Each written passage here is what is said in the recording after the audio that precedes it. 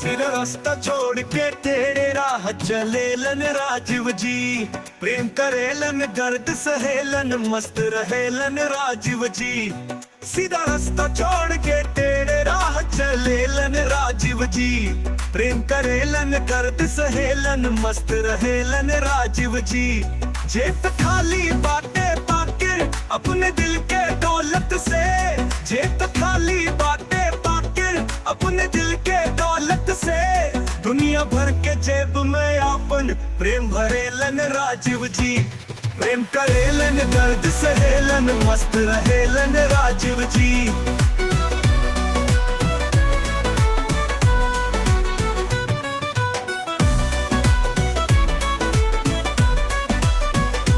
जो काटा की टांग खींचाई और शिकायत जे करे, तो काटा की टांग खींचाई और शिकायत जे करे।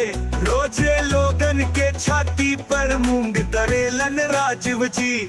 सीधा रास्ता छोड़ के तेरे राह चलेलन राजीव जी।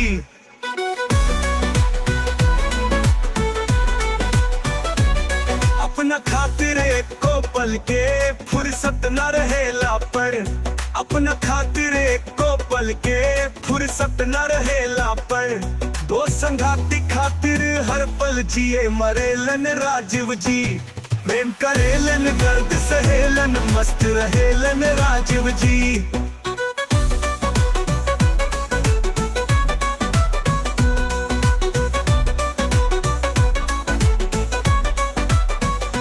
तेज तनाई सिद्धवा होए तबो का दुख काहे के, तेज तनाई सिद्धवा होए तबो का दुख काहे के।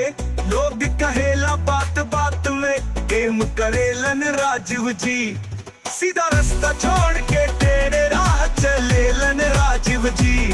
कंघी लेके हाथ में अपने ड्रेसिंग टेबल के सोझा, कंघी लेके हाथ में अपने ड्रेसिंग टेबल के सोझा। रोज सवेरे खड़ा होके हाथ मलेलन राजीव जी। प्रेम करेलन दर्द सहेलन मस्त रहेलन राजीव जी। फ्लेक्स शहर में बाटे बाकिर घर बा अपन गाँवे में, फ्लेक्स शहर में बाटे बाकिर घर बा अपन गाँवे में। देख के फोटो बापूजी के रोज कहेलन राजीव जी। सीधा रास्ता छोड़ के तेरे राह चलेलन राजीव जी।